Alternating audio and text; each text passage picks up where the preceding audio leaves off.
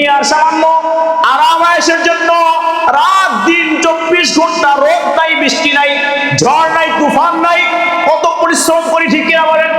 কত পরিশ্রম করি, কিন্তু সামান্য একটু জিন্দেগি, ওই উম্মতের মতো কথা। তারা যখন বলল 60 বছর জিন্দেগি পার করার জন্য শেষ জামানা নবীর উম্মতরা কি ঘর বানাবে, বিল্ডিং তৈরি করবে, আমরা তো মনে হয় গাছতলার মধ্যে কাটায় দিতাম। নবী বললেন না না না, এরা এমন বিল্ডিং তৈরি করবে, আকাশ সমতুল্য পাহাড় তৈরি করে ফেলবে। তখন তারা জিজ্ঞাসা করলো, তারা কি জান্নাতের আশা করে নাকি? কথা বুঝছেন? এরপরে বলে এরা কি জান্নাত পাবে নাকি? 60 বছর জিন্দেগি যদি এত বড় কাজ করে, তা আল্লাহকে ডাকবে কখন? আল্লাহকে চিনবে কখন? আল্লাহর পরিচয় কখন পাবে? তারা দুনিয়া করতে করতেই তো শেষ হয়ে যাবে, তারা তো আল্লাহর পরিচয় মনে হয় পাবে না। তখন তারা বললেন, আখলিস দীনাকা ইয়াকফিকাল আমালুল কলিল। রাসূল বললেন, অল্প আমলেই নাজাতের জন্য যথেষ্ট হবে। এই অল্প আমলটা কতটুকু? এই অল্প আমলটা কতটুকু? মুসলিম ভালো করে বুঝি। অল্প আমলটা হলো এত পরিমাণ আমল যে আল্লাহ তাআলা 5 ওয়াক্ত নামাজ, রমজানের রোজা, হজ ফরজ হলে হজ আদায় করবে, যাকাত ফরজ আসলে যাকাত আদায় করে, কুরবানি হলে কুরবানি দিবে, আর পারলে কিছু নফল ইবাদত করবে, না পারলে করবে না। তবে এই কয়টা ইবাদত ছাড়া বাকি হলো তার মনটা, দিলটা স্বচ্ছ হতে হবে। কাউকে ঠকানো যাবে না, মিথ্যা বলা যাবে না, চগলখড়ি করা যাবে না, গীবত করা যাবে না, কাউকে ঠকায়া নিজে জিতা যাবে না। যদি এতটুকু আমল করিয়া কেউ যদি কবরে যেতে পারে, তার জন্য বিনা হিসাবে জান্নাত। আল্লাহু আকবার। এখানে বলা হয় নাই প্রত্যেকদিন তাহাজ্জুদ পড়তে হবে, 5 রাকাত নফল পড়তে হবে, জিকির করতে হবে, এটা বলা হয় নাই। বলা হয়েছে অল্প আমল যেটা হবে একমাত্র আল্লাহকে রাজি খুশি করার জন্য, তবে এই আমলটা হবে একবারে স্বচ্ছ। আপনি মিথ্যা বললেন আর জবান দিয়ে আল্লাহকে ডাকলেন, মুসলিমরা বুঝেন, আপনার জবানটা মিথ্যা। এই মিথ্যা জবান দিয়ে আল্লাহকে ডাকলে আল্লাহ শোনে না। কারণ কি জানেন? মিথ্যা বলার সঙ্গে সঙ্গে আপনার মুখটা নাপাক হয়ে যায়, আর নাপাক মুখ দিয়ে ডাকলে আল্লাহ তাআলা শোনেন না। এই হাতটা যখন আপনি অন্যায় কাজে ব্যবহার করেন, এই হাতটা দিয়ে যখন আপনি ভালো কাজ করেন, আল্লাহ এটা গ্রহণ করতে চায় না। কেন গ্রহণ করতে চায় না? যে হাত দ্বারা অন্যায় করো আর আমাকে ডাকো। হুজুর তাহলে কি টাকা বাদ দিব নাকি? না না না, অন্যায় তো হবেই। যেহেতু আউয়ালুন নাসি, প্রথম মানুষ প্রথম ভুল। আদম আলাইহিস সালাম আমাদেরকে শিখায় গেছেন যে আমার সন্তানেরা ভুল করবে। কি করবে? আমার সন্তানেরা ভুল করবে, কিন্তু ভুল করে বসে থাকা যাবে না। ভুল হওয়ার সঙ্গে সঙ্গে আল্লাহকে ডেকে বলতে হবে, মালিক ভুল হয়ে গেছে, ভুল করে ফেলছি, তুমি, তোমার নাম রহমান, তোমার নাম রহিম, তুমি আমাকে মাফ করে দাও।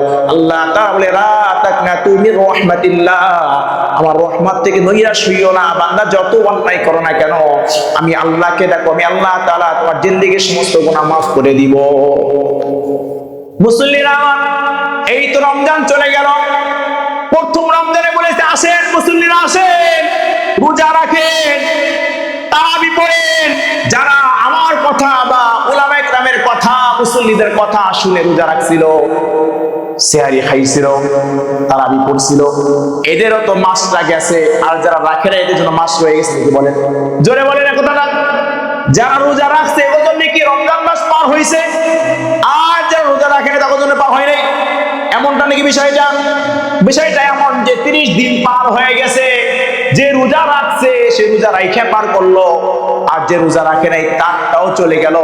তো ভাগ্যবান হলো ওই ব্যক্তি যে রমজান মাস পাইয়া রমজানের হক আদায় করিয়া নিজের জীবনের মধ্যে পরিবর্তন করাইতে পারলো। আর একটা বিষয় হুজুর, রমজান মাসে মুসল্লি অনেক বেশি থাকে। 2 কাতার, ফজরে 1 কাতার, মাগরিবে 2 কাতার, ইশারে 2 কাতার। কিন্তু যদি রমজানের পরে যদি আবার সেই 4 জন 5 জন পড়া লাগে, এর ব্যাখ্যা কি হুজুর? এর ব্যাখ্যা হলো, রমজান এসেছিল মানুষের জীবনটাকে পরিবর্তন করানোর জন্য, রমজান এসেছিল নিজেকে পরিবর্তন করা, সাজানোর জন্য।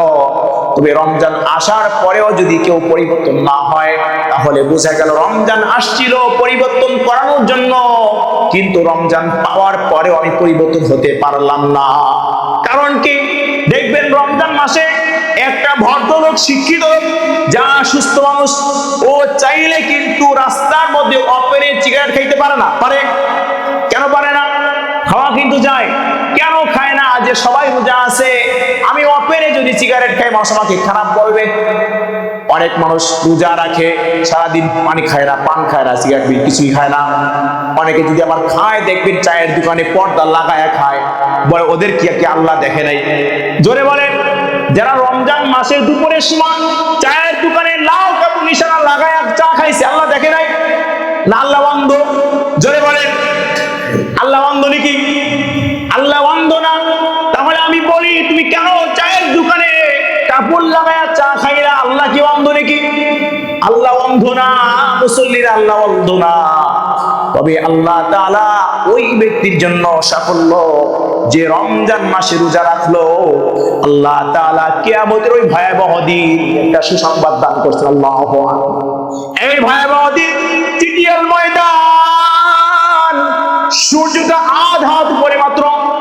বলেন, হাদিসের মধ্যে আসছে, মা বোনরা যখন ভাত রান্না করে, ভাত যখন হয়ে আসে দেখবেন উতলায় টগর বগর শব্দ হয়, ঠিক কিনা বলেন? আল্লাহ রাব্বুল আলামিন বলে, যখন কিয়ামতের ময়দানে হবে, সূর্যটা আধ হাত উপরে থাকবে, জাহান্নামীদের ঘিলুগুলা ওই ভাতের মাড়ের মতো টকবক টকবক করে ফুটবে। আল্লাহু আকবার। এমন মুহূর্তে ঘামের মধ্যে সাঁতার কাটবে, নিজের পুঁজ নিজের ঘাম সে ভক্ষণ করবে। এমন মুহূর্তে কিছু মানুষ, একটা প্যান্ডেল সাজানো হবে, প্যান্ডেল সাজানো হবে। ওই প্যান্ডেলের মধ্যে সুন্দর সুন্দর খাবারের ব্যবস্থা থাকবে। কিছু লোক জান্নাতি পোশাক পরিধান করিয়া ওই প্যান্ডেলে বসে খানা খাবে। আর এই জাহান্নামীরা তখন হিংসা করে বলবে, ওগো মালিক, এমন এক কঠিন ময়দানে, এমন এক কঠিন সিচুয়েশনে, এমন এক কঠিন অবস্থার মধ্যে ওই লোকগুলা কারা? ওই লোকগুলা কারা? আমরা এত কষ্টের মধ্যে আছি, তারা আজকে রং বেরঙের খাবার খায়, এরা কারা?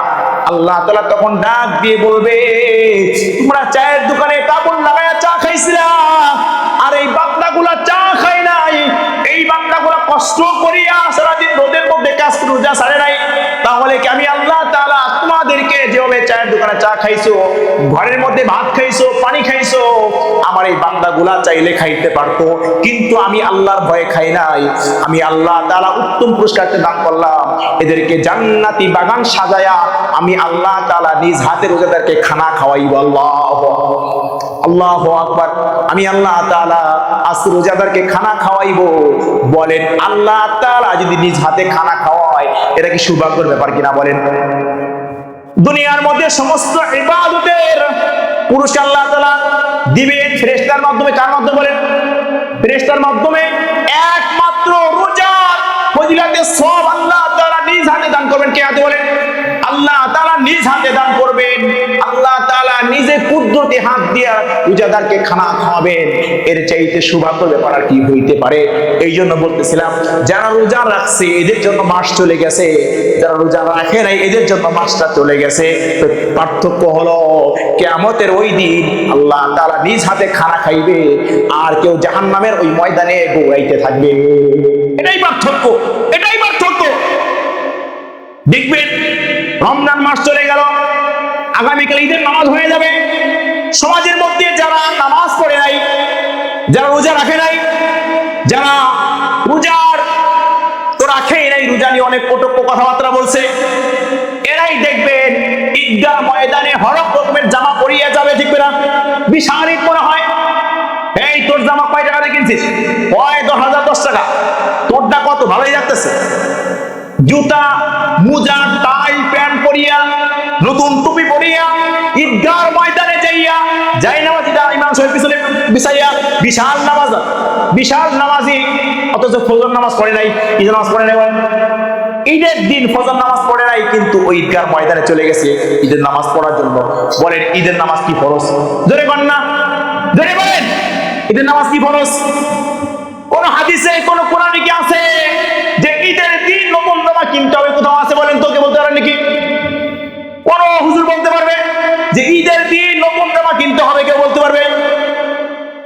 পেশাব করলাম, কোথাও কোনো আয়াতে বা কোনো হাদিসে পাই নাই ঈদের দিন নতুন জামা কিনতে হবে। কিন্তু আমাদের মা বোনরা দেখবেন ঈদের 1 মাস রোজা রাখছে তো রাখছে, আমার 10 রোজা বা 15 রোজা যাওয়ার পরে মার্কেটের মধ্যে এমন ধাক্কাধাক্কি শুরু করছে, দিনে রাখছে রোজা আর সন্ধ্যার পরে নিয়ে আসছে গুনার বোঝা। ঠিক কিনা বলে? রাখছে রোজা আর সন্ধ্যার পরে গেছে কি গুতাগুতির বোঝা। ওর রোজার দাম কি? মার্কেটে গেলে জায়গা নাই, সব মহিলা ভিড়। ঠিক কিনা বলেন?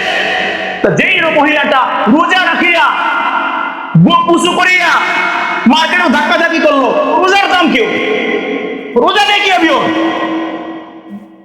আর যেই লোকটা রোজা না রাখিয়া ঈদগাহর ময়দানে যাবে, রাসূল বলে ওর জন্য আমি আল্লাহর পক্ষ থেকে লারক অভিশাপ।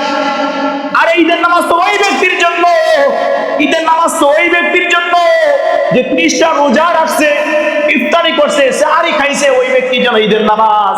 যে রোজা রাখে নাই, সেহারি খায় না, ইফতারি করে নাই, ওর জন্য ঈদের ময়দানে যাওয়া হারাম। ওই যেমন কেন যাবে? অথচ দেখবে ঈদের ময়দানে ওই লোকগুলো আগের কাতারে, হ্যাঁ আগের কাতারে টাঙ্কি মানে ঘুরে বেড়ায়, বিশাল ঈদ পালন করতেছে। এই জন্য বলতেছিলাম যে আগামীকাল ঈদ, হয়তো রমজান চলে গেল, আমরা মনে করতেছি ঈদ শব্দের অর্থ উৎসব, কিন্তু ঈদ শব্দটা কোন ডিকশনারিতে পাবেন না উৎসব। ঈদ শব্দের অর্থটা হলো যদিও খুশি বা আনন্দ শব্দটা আসছে, কিন্তু এর ব্যাখ্যাটা কি জান? আজ শুনে নেন যে আমরা মনে করি ঈদ মানে উৎসব, আমরা এটা মনে করি, কিন্তু না না না, ঈদ শব্দের অর্থ হলো আনন্দ বা খুশি। তবে কার জন্য? যে 29টা বা 30টা রোজা রাখার পরে রহমতের 10 দিন, ভালো করে শুনি, রহমতের 10 দিন, মাগফিরাতের 10 দিন, নাজাতের 10 দিন পার করিয়া নিজের জীবনটাকে পরিবর্তন করায়া ঈদের ময়দানে গেল, ওই ব্যক্তির জন্যই হলো ঈদ মানে খুশি। কারণ সে 30টা রোজা রাখিয়া নিজেকে পরিবর্তন করাইতে পারছে, নিজের গুনাহ মাফ করাইতে পারছে, যে বাপ মা যারা চলে গেছে এদের কবরে সব কিছু পাঠাইতে পারছে, এর জন্য খুশি। কিন্তু যে রোজা রাখলো না, ওর কপাল তো পুড়ে গেল, ওর খুশি হলো কিসের বলেন? যে রোজা রাখে ওর খুশি কিসের? তো কপাল পুড়ছে, আবার আগুন ধরে গেছে, ওর খুশি কিসের? আমার এরপরে দেখবেন রোজার মাস শেষ হওয়ার সাথে সাথে বাড়িতে বায়না হয়ে যায়, আমার বাজেট 20,000 টাকা। যারা ফেসবুক ইউটিউব চালান দেখবেন, মার্কেটের মধ্যে লোকজন জিজ্ঞেস করে, ভাই আমার বাজেট কত? 1.5 লাখ টাকা। কয় টাকা আছে না? তোমার কয় লাখ টাকা? 2 লাখ টাকা।